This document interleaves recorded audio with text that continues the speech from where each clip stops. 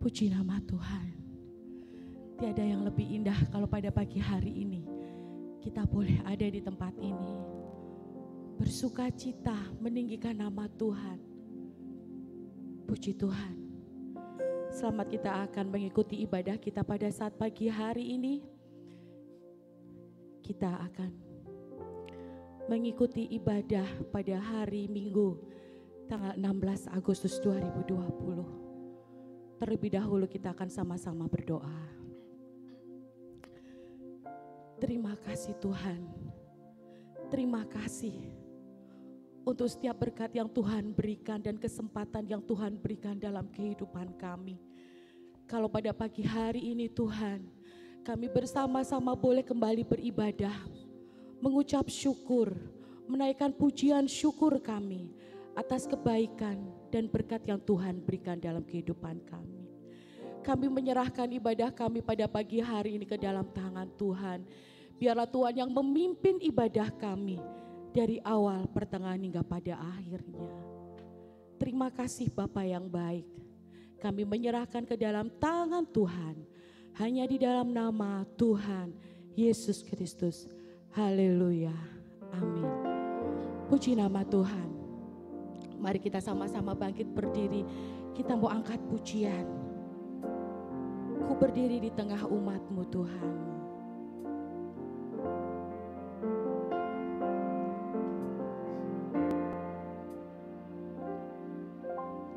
Ku berdiri di tengah umat-Mu dari segala suku bangsa. Kami umat-Mu yang telah ditebus dan telah diselamatkan. Tiada kata layak untuk ku berikan, tiada kata untuk memuji-Mu, namun ku kan bersorak segenap hati, kata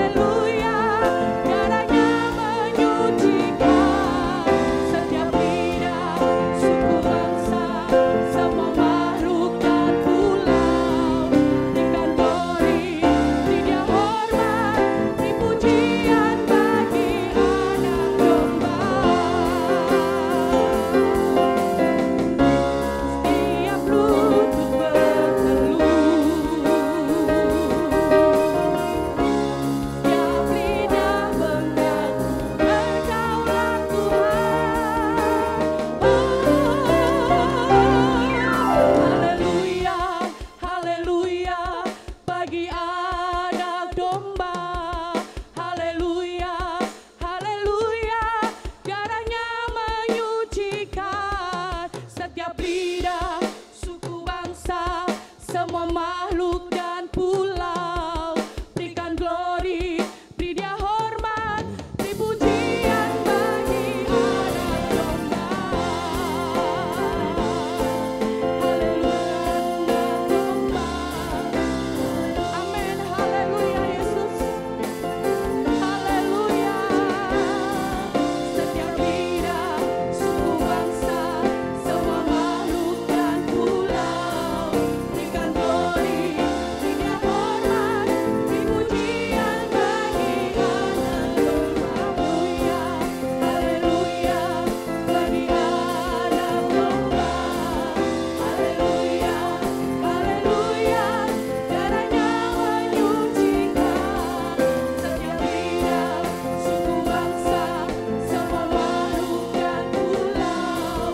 Berikan glory, beri Dia hormat, beri pujian bagi anak domba. Beri pujian bagi anak domba. Beri pujian bagi anak domba.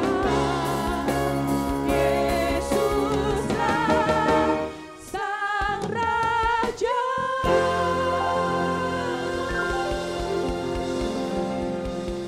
Puji Tuhan.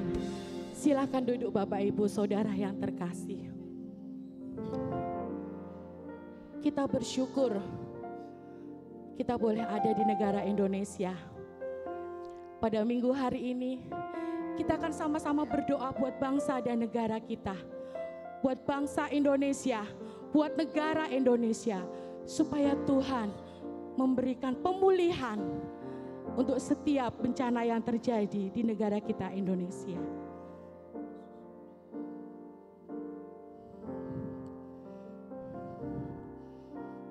Syukur untuk setiap rencanamu dan rancanganmu yang mulia. Dalam satu tubuh kami bersatu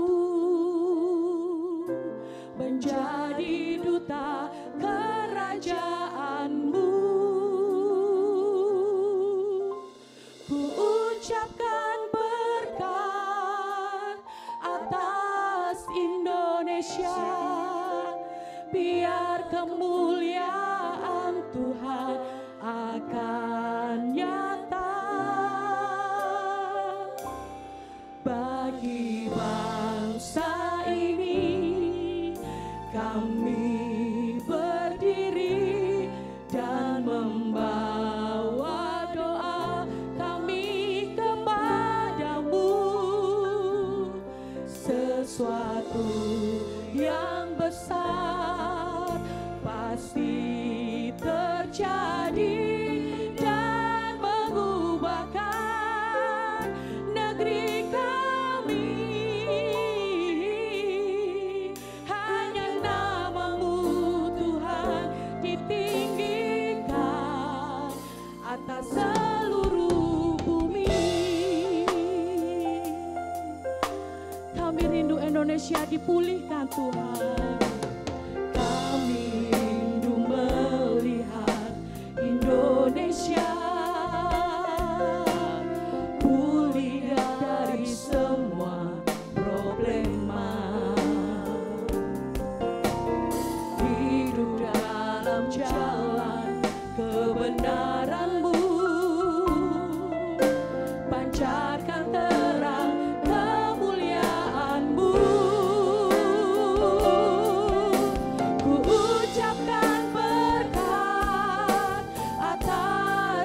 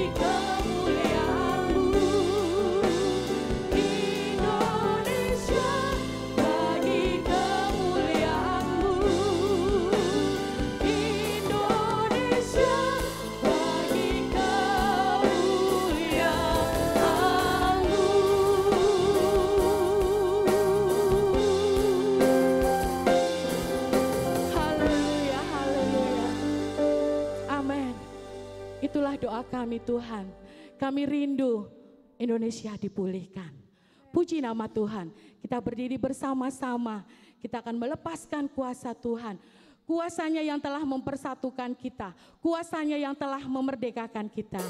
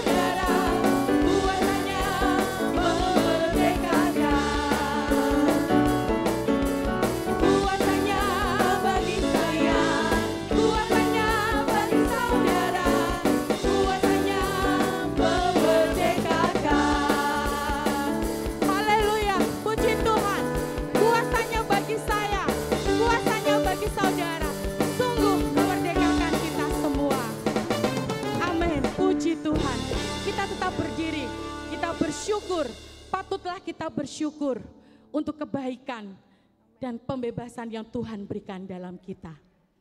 Kita akan bersyukur, memuji Tuhan.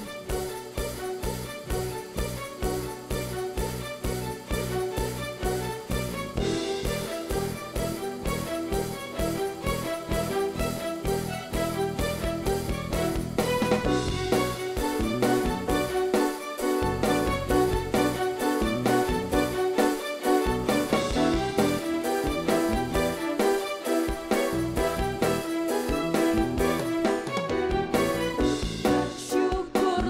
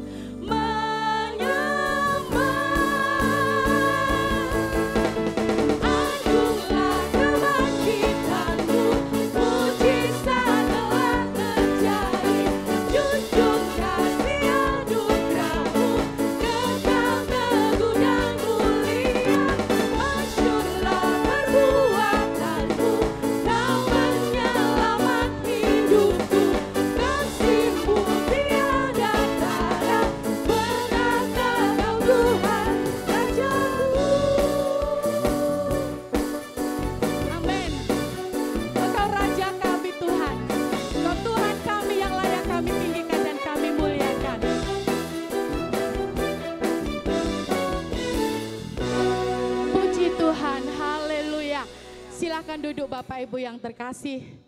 Kita akan mendengarkan persembahan pujian dari vokal grup pemuda dan remaja. Kami persilakan.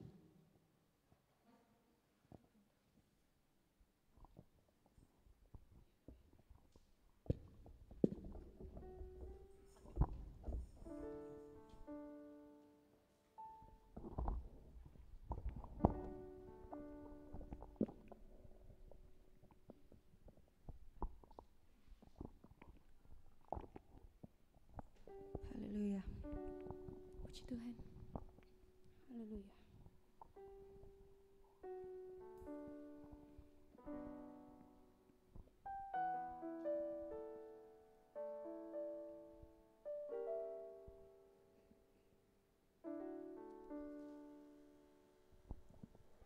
Haleluya. Sebab 7 kali orang benar jatuh, namun ia bangun kembali.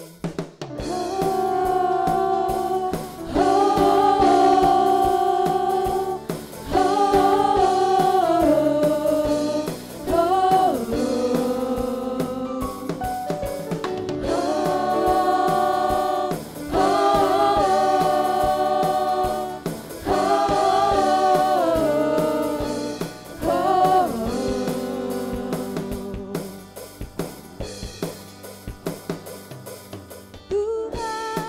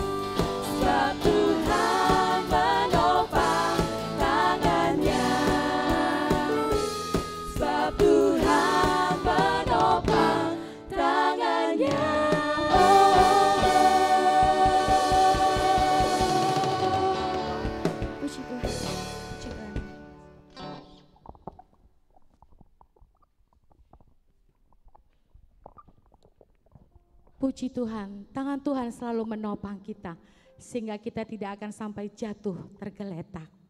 Puji Tuhan. Kita akan memberikan korban persembahan. Saya undang petugas kolektan untuk mempersiapkan diri.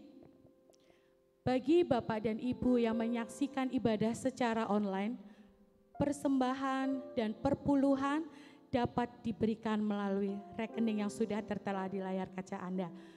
Dan bagi Bapak Ibu yang mengikuti ibadah di tempat ini, nanti petugas kolektan akan menjalankan kantong kolektan. Dan bagi Bapak Ibu yang akan memberikan persepuluhan dapat diberikan nanti setelah selesai ibadah. Kotak perpuluhan ada di pintu masuk gereja kita. Puji Tuhan. Kita akan membaca di dalam 1 Tawarik 4 ayat yang ke-10. Hitungan ketiga kita akan sama-sama membaca. 2, 3.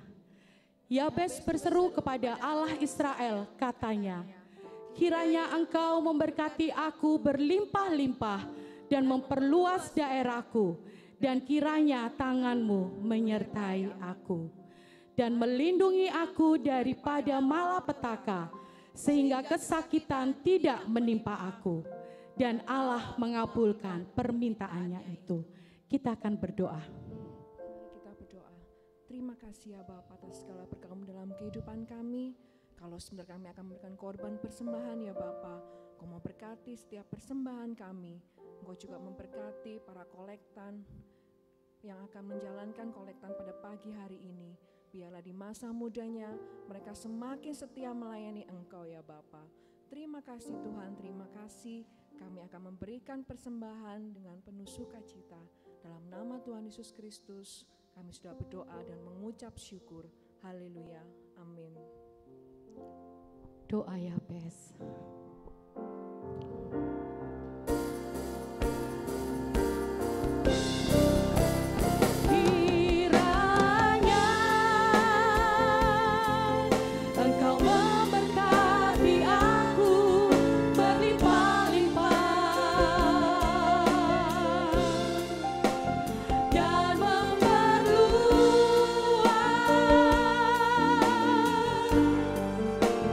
Daerahku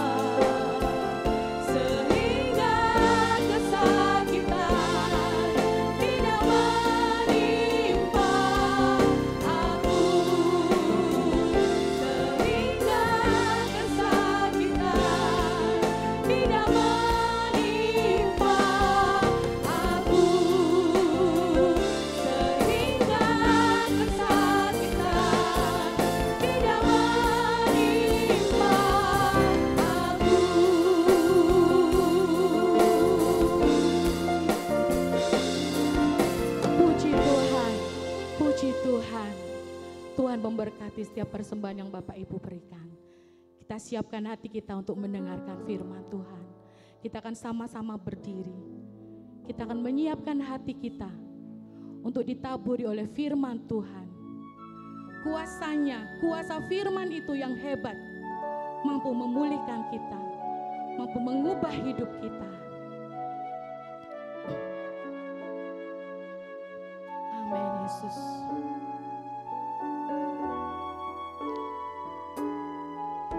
Amin, terima kasih.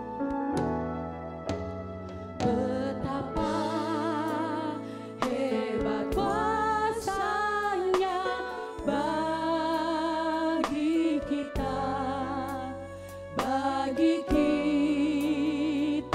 yang percaya. Haleluya. Sesuai dengan kekuatan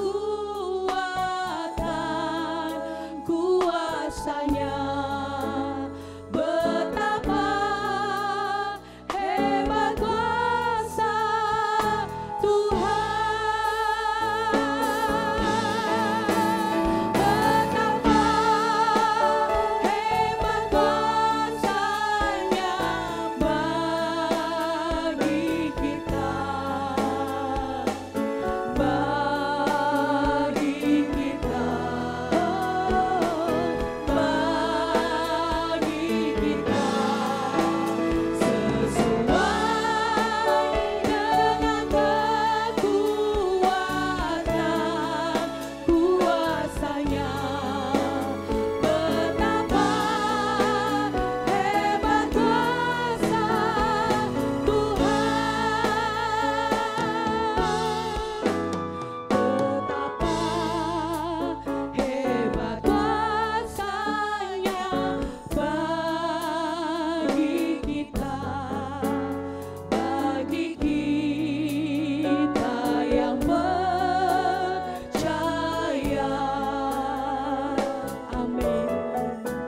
sesuai dengan kekuatan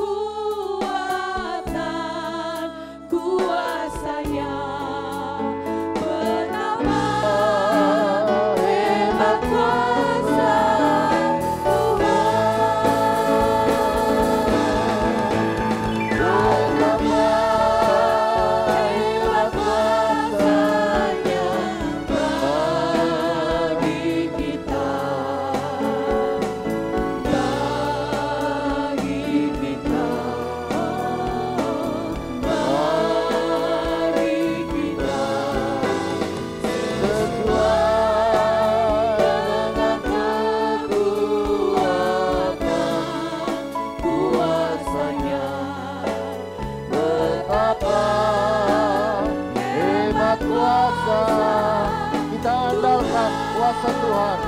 Betapa hebat, betapa hebat kuasanya bagi kita,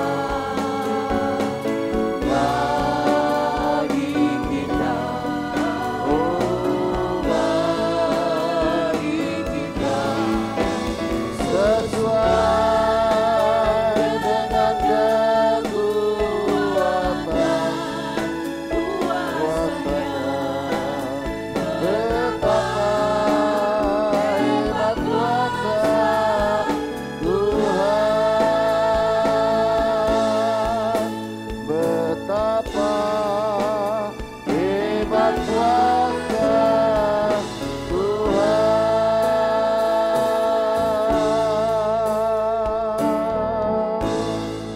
Bapa di surga, kami bersyukur kami memiliki kuasa yang hebat itu, kuasa Roh-Mu yang dahsyat itu, yang memungkinkan kami boleh hadir pada hari ini dengan kesehatan dan kekuatan yang Tuhan berikan. Kami muliakan dan agungkan Engkau. Saatnya kami mau menyambut firman Allah. Kami buka hati kami mau menyambut firman-Mu, urapi kami sekalian ya Tuhan. Ampunilah segala salah dan dosa kami. layakkan kami untuk menyambut dan menerima firman-Mu. Dalam nama Tuhan Yesus, amin. Kita tetap berdiri, saudara-saudara. Mari bersama-sama kita membuka kitab Kisah Para Rasul yang kita sudah akhiri pembacaannya 3 hari yang lalu, ya saudara-saudara.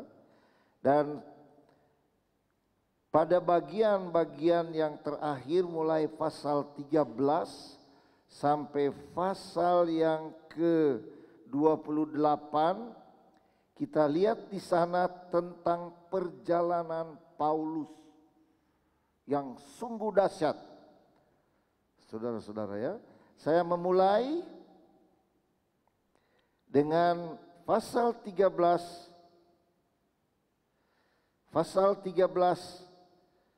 ayat 4, lalu pasal 28 ayat 30 sampai 31. 13 ayat 4, kita mulai 2, 3. Oleh karena disuruh Roh Kudus, Barnabas dan Saulus berangkat ke Seleukia, dan dari situ mereka berlayar ke Siprus.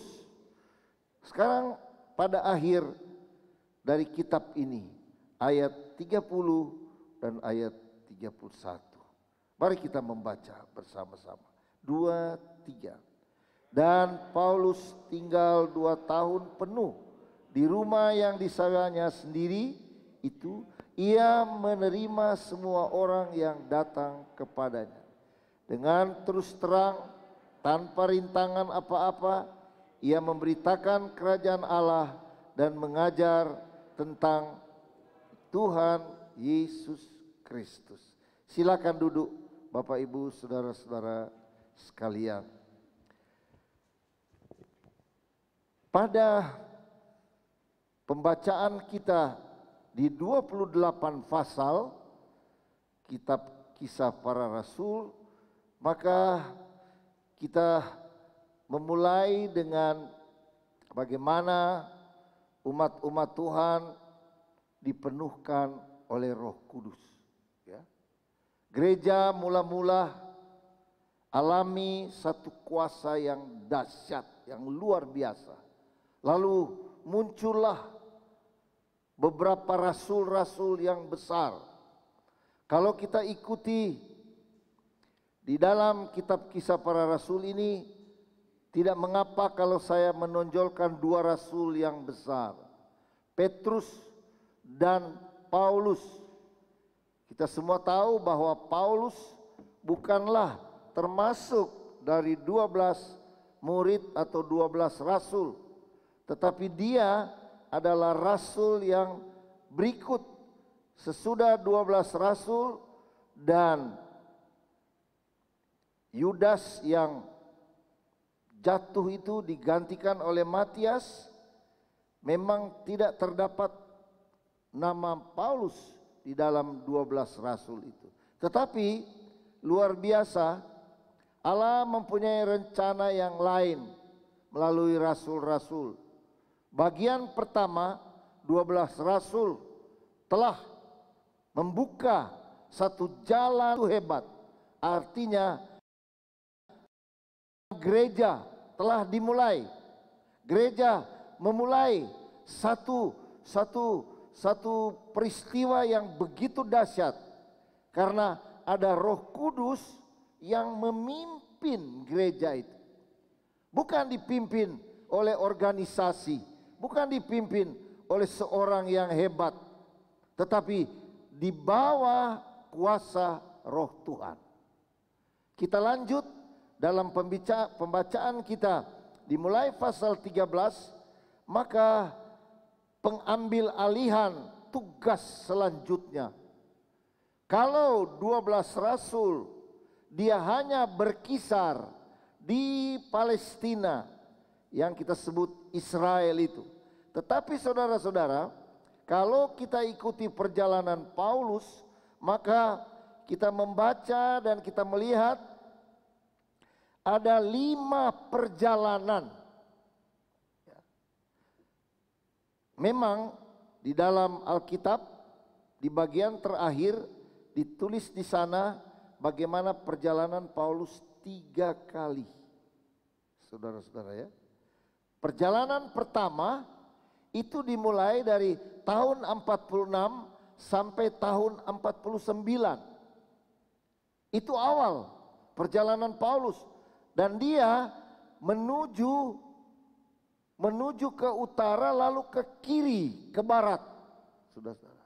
Nah, perjalanan ini sudah perhatikan adalah satu perjalanan yang disebut perjalanan Yordan, Libanon, Syria, Turki, Greka, Italia, Spanyol, lalu ke Roma lagi. Nah, di situ kita menemukan 5 perjalanan itu. Saudara-saudara, disinilah kehebatan kuasa Roh Kudus memakai seorang yang bernama Paulus. Kalau kita ikuti perjalanannya yang panjang itu melalui laut sampai ke Turki, dia tidak melalui beberapa negara yang saya sebut tadi, tetapi dia langsung ke Turki. Dan perjalanan ini kebanyakan melalui lautan, saudara-saudara. Dan itu yang kita bisa lihat di 2 Korintus pasal 11, dia merinci perjalanan itu, salah satunya melalui ancaman di perjalanan laut. Bagaimana dia karam, bagaimana dia hanyut, ya. Bagaimana dia melewati alam yang begitu dahsyat melalui laut. Tetapi Paulus sampai ke Turki. Kalau kita lihat sekarang itu, saudara-saudara ya. Lalu, saudara-saudara, perjalanan kedua, ya, setelah dia kembali tahun 49, dia mempersiapkan diri lagi di tahun yang sama 49 sampai tahun 52, saudara-saudara.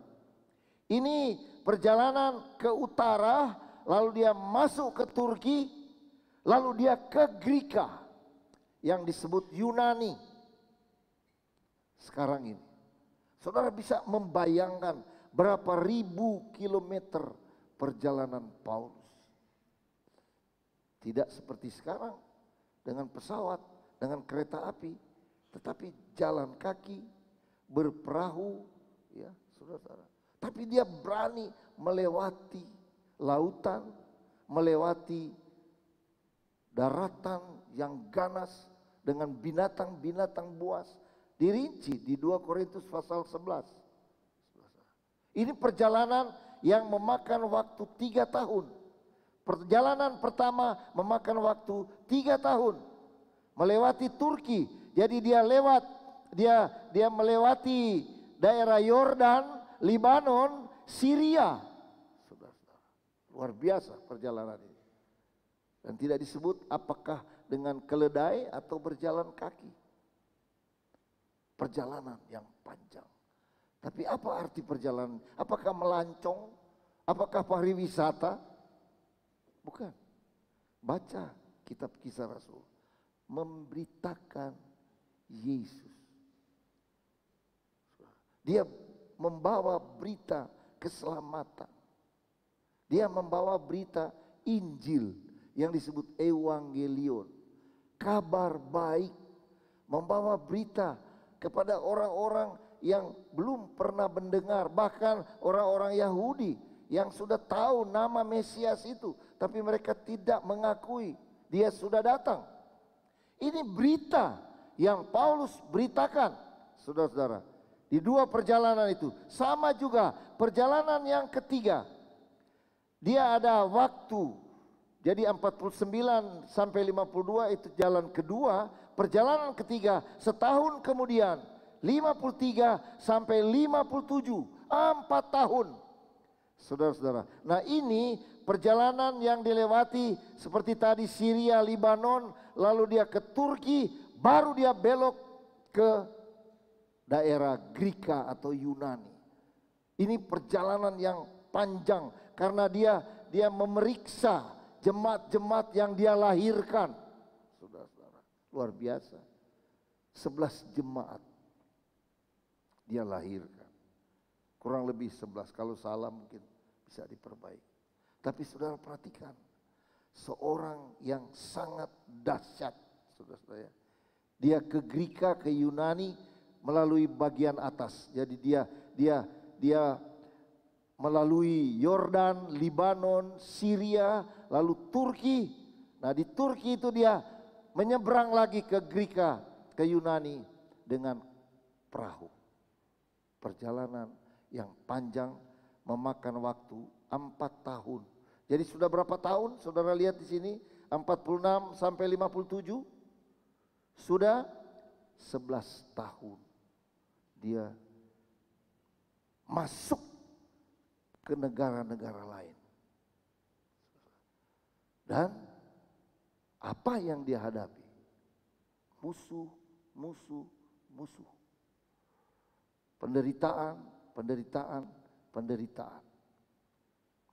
Tetapi saudara-saudara, saya sudah baca minggu lalu di Kisah Rasul pasal 20. Saudara coba kita ulangi itu. Kisah Rasul pasal 20 ayat 24. Apa yang dia tuliskan di situ? Ayat 24 kita membaca bersama-sama. Ini seorang yang benar-benar diberi tugas oleh Yesus menghadapi satu perjalanan yang panjang, melayani Tuhan dengan semangat yang luar biasa. Di ayat 24 dia katakan apa? 2, 3. Tetapi aku tidak menghiraukan nyawaku sedikit pun, asal saja aku dapat mencapai garis akhir dan menyelesaikan pelayanan yang ditugaskan oleh Tuhan Yesus kepadaku untuk memberi kesaksian tentang Injil kasih karunia. Ini dia. Dia tidak mempertahankan nyawa.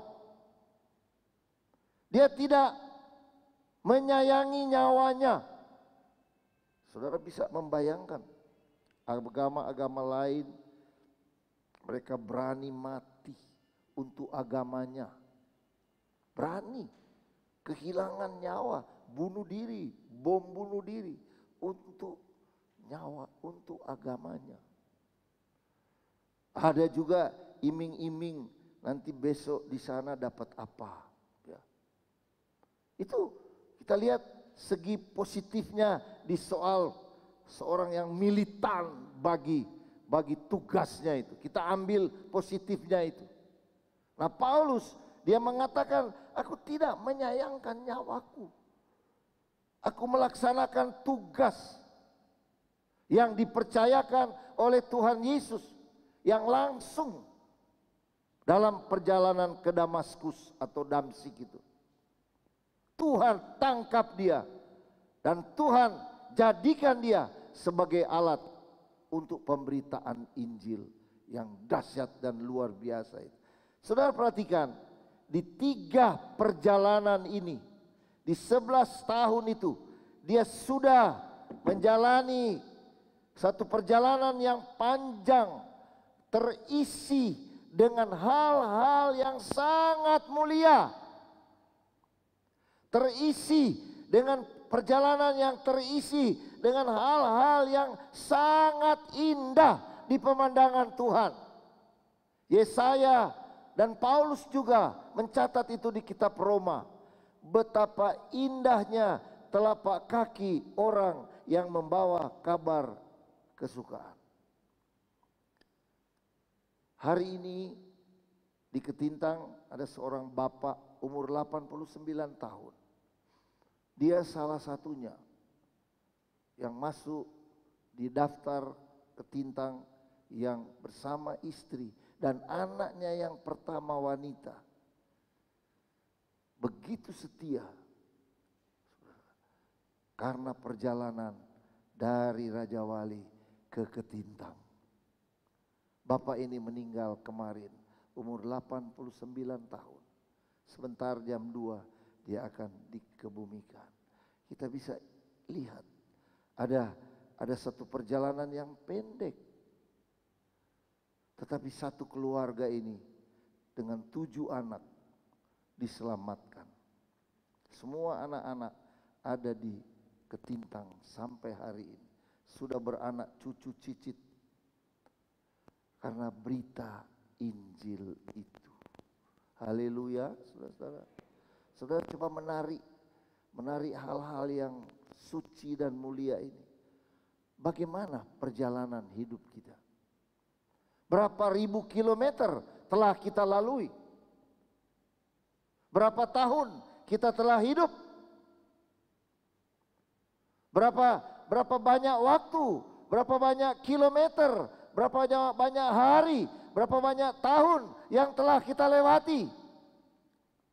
Memang kita tidak bisa menyamai Paulus. Saudara-saudara, kalau lihat perjalanan secara jasmani, luar biasa Paulus. Yesus cuma berada di sekitar itu. Tapi Paulus sampai ke Roma. Bahkan perjalanan yang keempat, itu tahun 59 sampai 60, itulah perjalanan ke Roma. Dan dia tidak kembali lagi ke Yerusalem. Nah, di Roma ini saudara-saudara, dia menuju Roma. Ini satu perjalanan yang saya lihat di peta itu. Wih. Dia melalui satu perjalanan laut. Ya, perjalanan laut yang disebut satu lautan yang melewati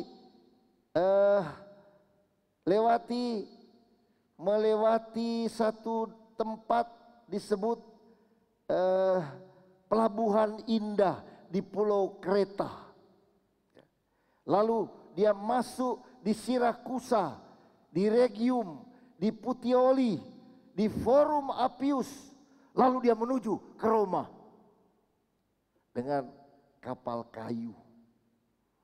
Itu lautan yang panjang dan ganas, saudara-saudara. Menuju Roma. Di sana dia berada 1 tahun.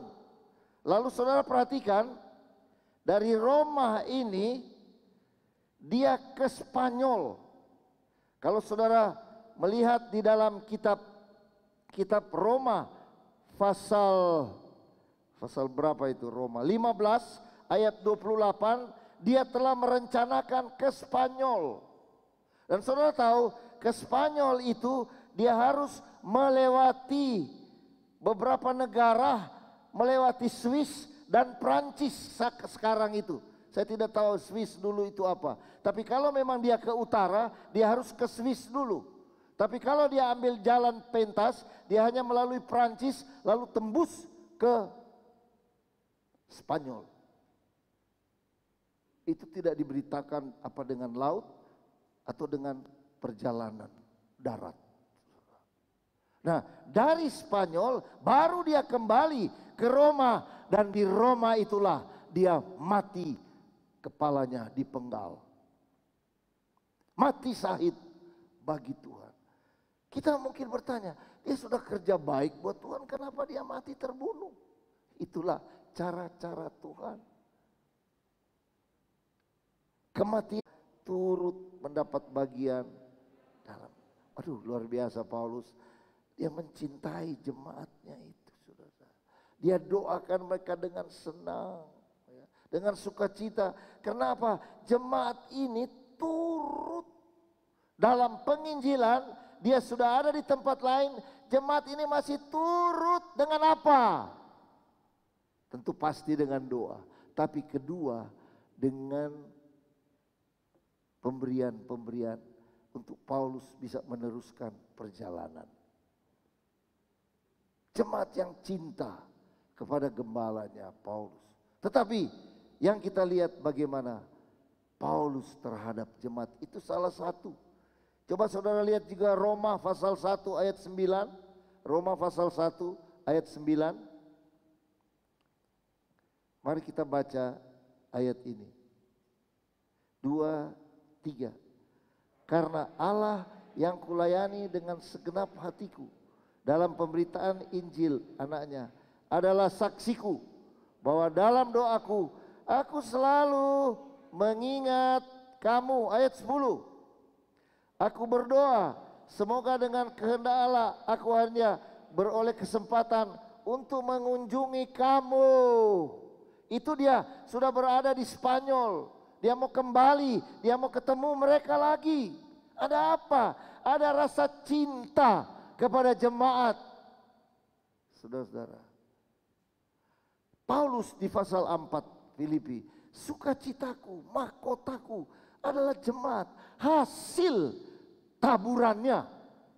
Saudara, apa yang dilakukan, apa yang dia kerjakan, menghasilkan jemaat yang disebut anak-anak Tuhan, yang disebut kepunyaan Tuhan. Jadi hasil dari Paulus menabur, muncullah mereka yang disebut 1 Petrus 2 ayat 9. Coba kita perhatikan itu. 1 Petrus 2 ayat 9. Apa yang disebut kepada umat-umat Tuhan? Hasil daripada penginjilan hamba-hamba Tuhan, muncullah umat-umat Tuhan. Mereka disebut apa? 2, 3. Tetapi kamulah bangsa yang terpilih. 2, imamat yang rajani. 3, bangsa yang kudus. Apalagi umat kepunyaan Allah sendiri, supaya kamu memberitakan perbuatan-perbuatan yang besar dari Dia yang telah memanggil kamu keluar. Nah, di bagian terakhir ini, dari hasil itu muncullah kita, gereja Tuhan, yang menjadi kesenangan. Kalau bisa dibuka kembali tahun berapa Raja Wali lahir? Tahun 23. 21 muncul 2 misionaris di Bali. Mereka datang ke Surabaya, ke Cepu, lalu di Cepu lahirlah Van Hessel, seorang pegawai besar minyak di Cepu. Dia adalah dari Surabaya, tahun 23. Tahun 28 gereja ini dibangun. Tahun 32 gereja ini selesai. Tapi tahun 23 gereja ini, jemaat Raja Wali sudah tercipta. Disinilah disebut anak-anak Tuhan. Hasil penginjilan dari Amerika. Lahirlah Van Hessel. Lalu saudara-saudara, jemaat Tuhan sudah tidak ada. Jemaat pertama itu sudah tidak ada. Masih ada di gereja kita ini Tante Nyo. Paling tua di gereja kita ini Tante Nyo. Sesudah itu Bapak Agus Tandean, tapi dia tidak bergereja di sini lagi. Sesudah itu sestres. Ada sestres pagi ini? Tidak ada. Tinggal itu yang sisa-sisa. Sesudah itu generasi berikut, saudara-saudara. Tapi berkelanjutan, saudara-saudara ya. Ada seorang waktu remaja umur 12, dia masih bergereja di sini, di Sidoarjo, tapi sudah meninggal, saudara-saudara. Dia pernah katakan, Pak Pendeta, saya umur 12 ada di Raja Wali.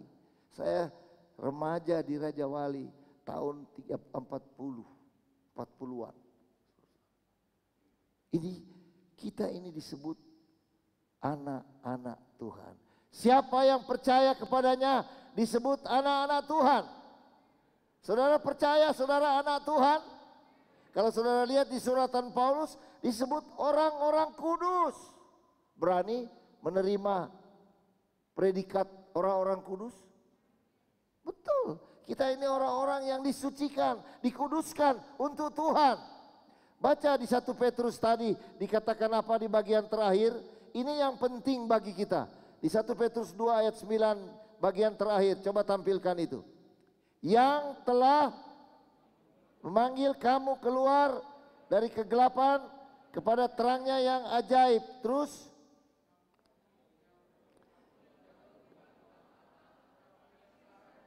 yang dahulu tidak dikasihi, tetapi tadi apa yang saya sebut tadi? 1 Petrus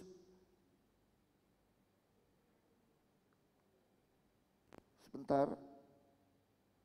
Yang di akhir dari ayat itu ada satu bangsa untuk supaya kamu, perhatikan di sini, supaya kamu, coba baca ayat ini, 2, 3, supaya kamu memberitakan perbuatan-perbuatan yang besar dari Dia yang telah, ayo semua saudara-saudara.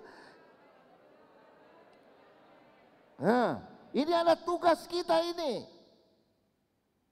Paulus sudah diselamatkan. Sekarang dia bayar mahal. Dia berani membunuh orang, merajam orang, menghakimi orang. Dia berani membuat orang susah. Dia memenjarakan orang, dia kejar mereka. Dia hina mereka. Sekarang setelah dia diselamatkan, dia lakukan hal-hal tadi. Ya, supaya Paulus memberitakan perbuatan-perbuatan yang besar dari dia. Apa perbuatan besar itu? Kita diselamatkan. Sekarang beritakan. Apakah saudara sudah pernah memberitakan? Memberitakan Injil kepada temanmu? Memberitakan Injil kepada teman sesamamu? Ini tugas kita, saudara-saudara. Ya. Kalau kita belajar bagaimana tugas-tugas orang-orang Kristen, ada satu gereja memberi target 1 orang 1 jiwa 1 tahun. Kalau kita ini ada 150 hari ini, 1 tahun bawa 1 jiwa 1 orang, malah kita usir jiwa ya, lain kali. Tapi orang-orang Pantekosta, mari kembali seperti dulu. Dihina saudara-saudara, tetapi bertahan. Seperti Paulus, dia harus masuk hutan-hutan, masuk ke desa, ke kota-kota, ke pulau-pulau yang lain, ke negara yang lain. Ya. Untuk memberitakan perbuatan-perbuatan yang besar. Injil adalah penyelamatan bagi orang-orang.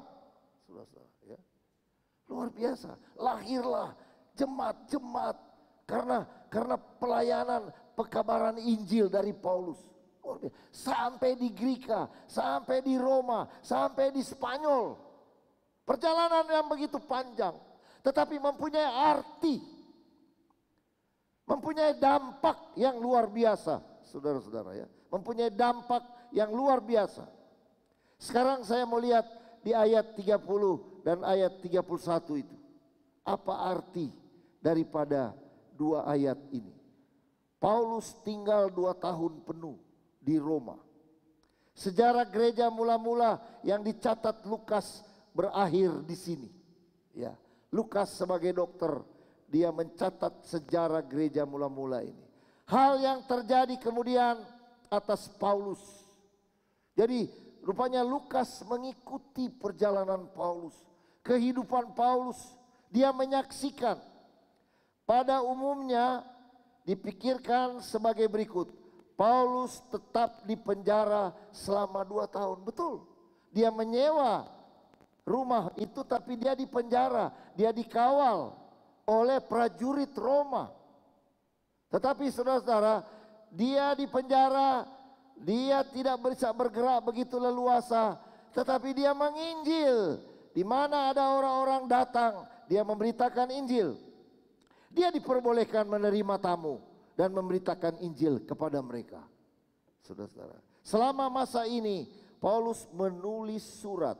Jadi di Roma, di tahun yang kita sebut tadi, di perjalanan 59 sampai 60 itu, Paulus menulis surat kepada jemaat-jemaatnya yang telah dia lahirkan.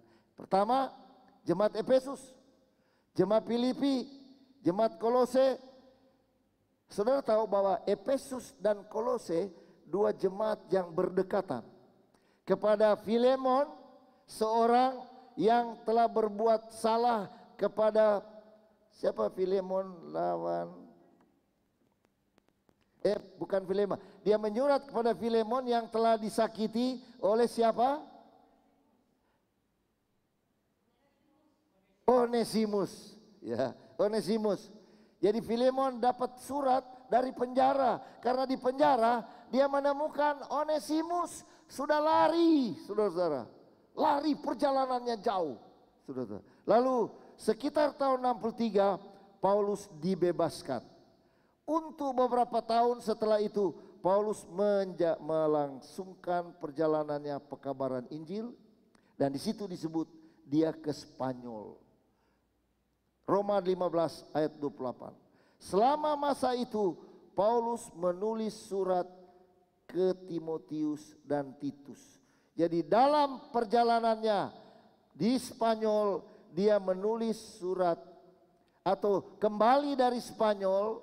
Saudara tahu, waktu kembali dari Spanyol menuju Roma, dia melahirkan surat 2 Timotius. Dan 2 Timotius itu saudara tahu di pasal 4 ayat 6 sampai 8 apa yang dituliskan di situ? Darahku sudah mulai tercurah. Kematianku sudah dekat.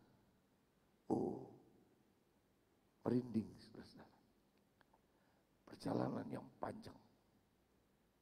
Sekarang dia sudah menjadi tua. Dan dia sudah melihat Roma, kepalanya akan pisah dengan tubuhnya. Tapi dia bersaksi, aku seperti seorang yang bertanding dalam satu pertandingan. Aku bertanding dengan baik. Perhatikan ini. Yang kedua, aku dalam pertandingan itu sampai finish, sampai selesai. Yang ketiga, aku telah memelihara iman. Dua bagian di atas seperti satu ilustrasi. Seperti seorang atlet yang bertanding dengan baik. Dia sangat dikagumi orang. Karena dia seperti seorang pemain yang baik. Pemain yang menonjol. Pemain yang terbukti hebat. Wah, dia kalau Paulus kalau sekarang dia seorang pemain yang hebat, dia akan melebihi Ronaldo dan Messi, saudara-saudara. Ronaldo, Messi 1 minggu, saudara tahu gajinya berapa? 3 miliar. Ya, ada satu pemain dari Dortmund, Jerman, sedang diiming-iming mau dibeli 2 triliun oleh klub Italia. Ini pemain-pemain hebat. Negara lain, klub lain ingin membeli walaupun mahal karena mereka bermain begitu bagus. Apa arti ini? Kalau kita rohanikan, mereka itu melayani begitu baik. Seperti Paulus. Makanya Paulus bersaksi, tidak malu, dia terbuka. Aku seperti pemain yang main baik, aku bermain baik. Coba tampilkan 2 Timotius pasal 4 ayat 7 itu. Ini ayat banyak dibawa dalam kematian, tapi lebih baik juga kita lihat. Apa? Aku telah mengakhiri pertandingan yang kedua. Aku sampai finish, garis akhir. Artinya dia seorang pemain yang baik dan sampai selesai. Itu. Sampai fluid terakhir. Dia masih bermain dan masih cantik mainnya. Masih indah permainannya. Masih menawan permainannya. Orang-orang masih senang. Mungkin sering ditepuki tangan kalau sebagai seorang pemain badminton kayak pemain bola kaki kayak. Ya. Siapa di sini suka olahraga? Saya paling senang lihat TV UFC itu. Itu berkelahi tangan kaki semua pakai tinju, apalagi bola kaki. Apalagi kalau lihat Messi. Waduh. Sudah tahu ada satu pemain dari Argentina itu tahun-tahun 80. Dia digelar pemain paling sportif. Kenapa? Setiap kali dia diganjal, dia dikasari. Dia tidak mau lihat orangnya, dia lihat bolanya, saudara. Kalau Ronaldo masih kasar, Messi masih mukul kaki orang. Tapi Ardilas namanya. Dia seorang pemain yang tidak pernah menyakiti pemain lawan. Mari kita tarik secara rohani di bagian ini. Apakah kita pemain, pekerja yang baik, pelayan Tuhan yang baik? Apakah kita seperti seorang petanding, pemain, seorang olahragawan yang baik? Dan yang terpenting, Paulus kunci ini dengan aku telah memelihara iman. Saudara-saudara ya. Paulus kemudian tertangkap lagi di tahun 67 dan dibawa ke Roma. Ya. Di sanalah dia menulis kitab 2 Timotius itu. Ya. Tradisi mengatakan bahwa dia kembali ke Roma dan kepalanya dipenggal. Yang terakhir, saudara-saudara, kitab Kisah Para Rasul ini diakhiri dengan tiba-tiba tanpa diberikan kesimpulan formal tentang apa yang dilakukan Allah melalui Roh Kudus dan para rasul perjanjian baru. Allah bermaksud supaya kisah para rasul dan pemberita Injil dilanjutkan umat Kristen sampai kesudahan zaman. Ini yang dimaksud oleh kisah para rasul. Lukas dengan ilham Roh Kudus telah menyatakan pola Allah mengenai gereja dan apa yang harus dilakukannya. Saudara lihat ada 3 poin di sini. Pertama, kesetiaan orang percaya di sini. Kisah para rasul telah memberitahukan, telah menyiarkan bahwa ada banyak orang-orang percaya setia sampai mati. Sampai menderita, dibunuh, digoreng. Tubuhnya terbelah 2, diikat oleh kuda-kuda Roma. Itu yang kita lihat dalam sejarah. Kuda satu dipecut, robeklah. Tetapi mereka tetap setia kepada Yesus. Kedua, kemenangan Injil terhadap tantangan musuh. Luar biasa, Injil Tuhan Yesus Kristus menang, saudara-saudara. Yang ketiga, serta kuasa Roh Kudus yang bekerja dalam gereja yang begitu dahsyat, saudara-saudara. Luar biasa. Pertama apa? Ambil satu kata. Pertama apa? Setia. Kedua apa? Apa kedua, saudara-saudara? Kemenangan Injil. Ketiga, kuasa Roh Kudus yang dahsyat. Mari kita berdiri. Haleluya. Semoga riwayat perjalanan Paulus ini memberi kita satu semangat untuk setia kepada Tuhan. Haleluya. Semoga kita tetap di dalam Injil Tuhan. Dan yang keempat, kuasa Roh Kudus sangat dahsyat bagi kita sekalian. Sebelum akhir kita mau menyanyi satu nyanyian dalam pujilah Tuhan yang sudah dilupakan banyak, saudara-saudara. Mari kita menyanyikan lagu ini. Tampilkan kitab Oh, ada satu negeri yang indah di seberang, di sana tidak pagi dan tidaklah petang, tak ada matahari yang terangkan lorongnya. Muhalitsku sendiri menjadi sinarnya. Hatiku rindu, hatiku rindu, mau kesanalah, sanalah, bukan bertamu tapi tinggal selamanya. Di sana rumah 183 airku, Eden taman puspa berkumpul setahun. Oh, ada satu bandar yang aman dan tenang, berombak panggil-panggil mengajak ke seberang. Jiwaku sedih sunyi mendengar suaranya, dan imanku menyanyi, Yesus di sanalah.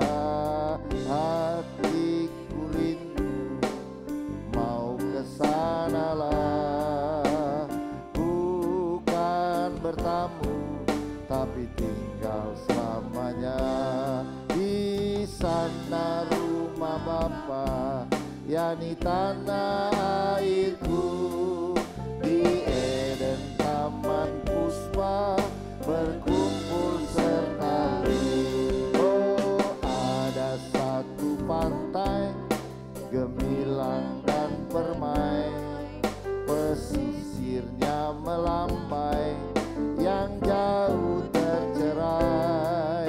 Di sana telah berdiri segala salehu yang aku tiap hari merindu ketemu.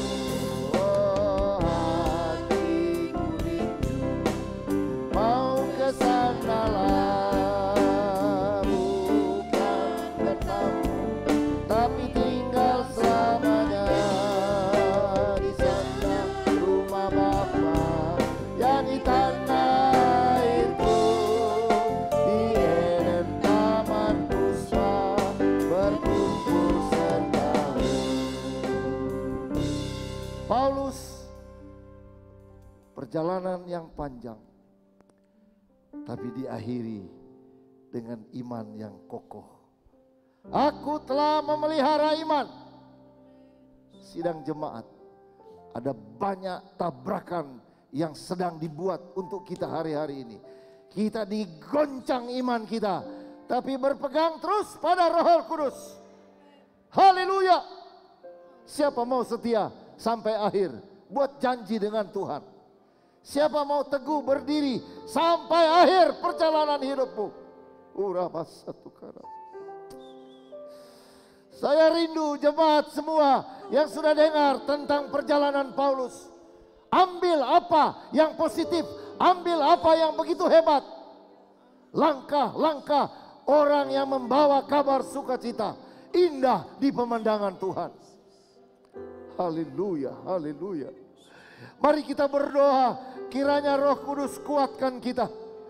Kiranya Roh Kudus memenuhi gereja Tuhan. Saya rindu kita mengangkat kedua belah tangan. Minta kekuatan iman dari Tuhan.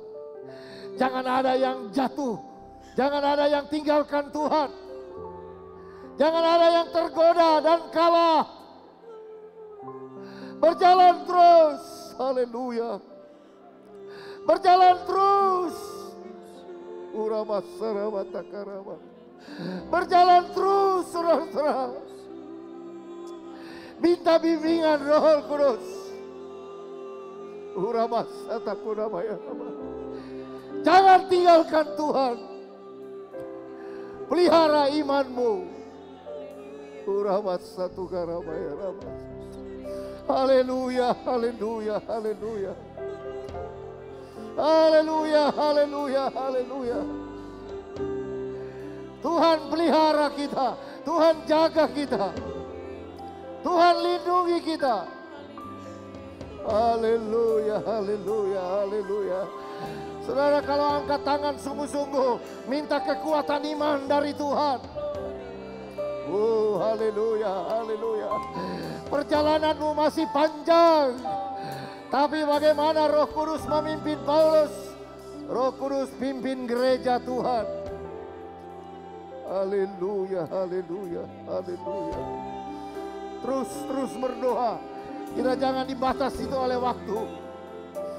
Minta Roh Kudus kuatkan kita.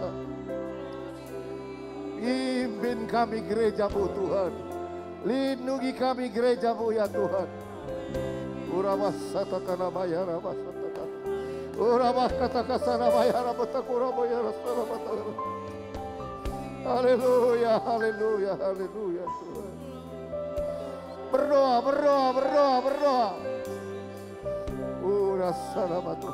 Kembalikan Roh Kudus kembali ke gereja ini ya Tuhan. Kembalikan gereja-Mu pada posisi yang sesungguhnya, di mana ada Roh Kudus bekerja di dalamnya Tuhan. Haleluya, haleluya, haleluya. Haleluya, haleluya, haleluya. Roh Kudus tercurah, Roh Kudus tercurah. Roh Kudus pimpin gereja-Mu. Terus, saudara. Berdoa dengan kuasa ini. Berdoa dengan Roh Kudus. Haleluya, haleluya, haleluya. Haleluya, haleluya, haleluya, haleluya. Oh Tuhan, curahkan bagi gereja kami Tuhan api Roh Kudus, supaya kami terbuka, kami membuka mulut kami. Haleluya, haleluya. Haleluya, haleluya, haleluya. Curahkan, curahkan, curahkan kuasa itu.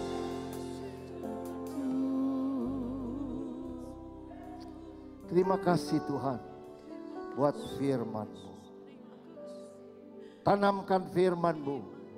Roh firman itu bekerja di dalam kami. Kembali pulang dengan semangat baru. Dalam nama Yesus. Amin. Kita ikuti pengumuman.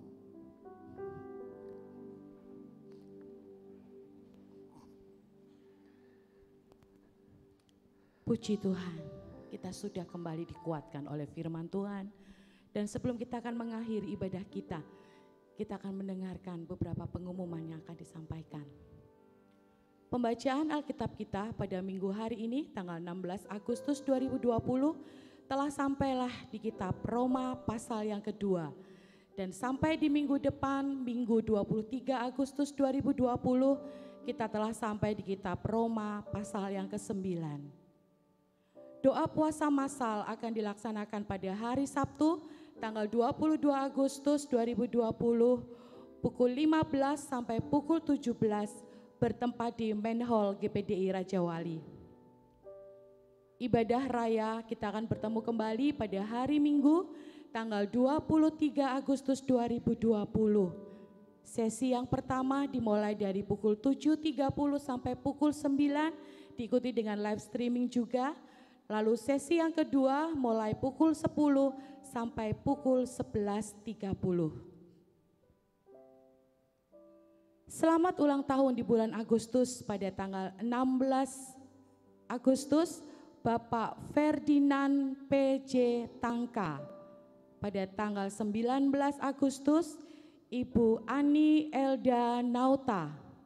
Pada tanggal 20 Agustus, anak Zevanya Senen Walelang. Tanggal 21 Agustus, Bapak Freddy Susilo Mangindaan. Pada tanggal 22 Agustus, Bapak Haryanto Utomo. Puji Tuhan, itulah pengumuman yang dapat kami sampaikan. Saya serahkan kembali kepada Bapak Gembala. Mari kita berdiri bersama-sama. Haleluya. Saya berharap kuasa Roh Kudus itu sedang membakar kita. Haleluya, haleluya. Kita mau nyanyikan tekor, hangatkanlah hati kami ya Tuhan sebelum kita pulang. Hangatkanlah hati kami ya Tuhan. Haleluya. Dengan kasih-Mu yang tulus dan suci, untuk mengabdi kepada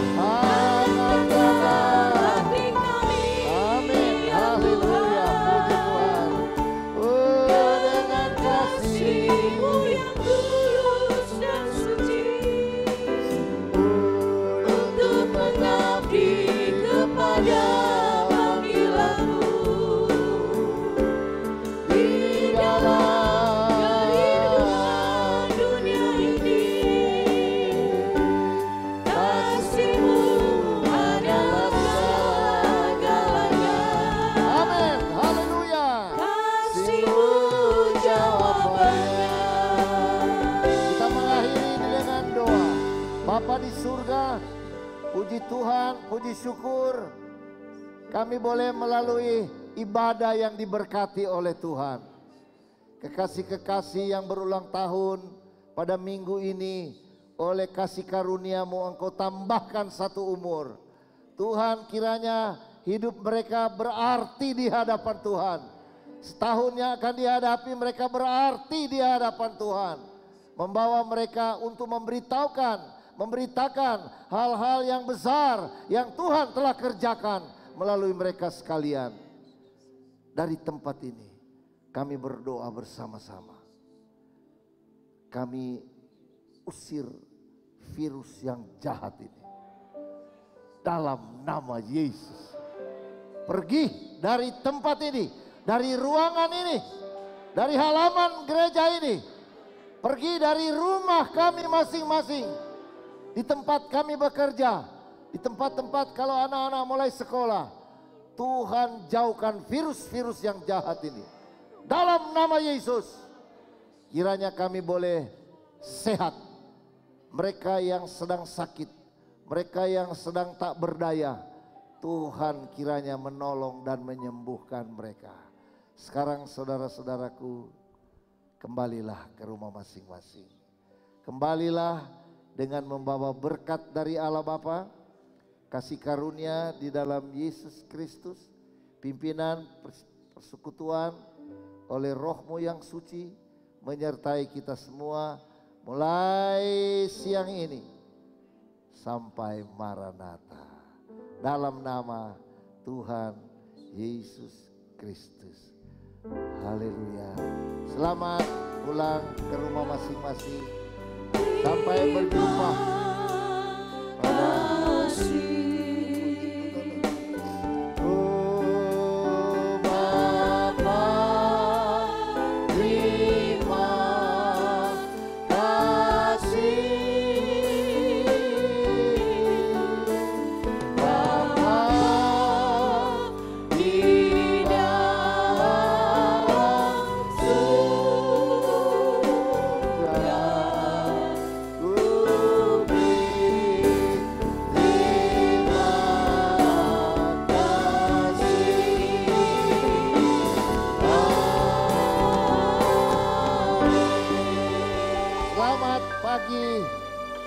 sampai berjumpa Puji minggu Tuhan. depan. Silakan duduk kembali Bapak Ibu Saudara yang terkasih. Puji nama Tuhan. Sesuai dengan protokol kesehatan, bagi baru yang pertama kali hadir ibadah ini, kami persilahkan yang berada di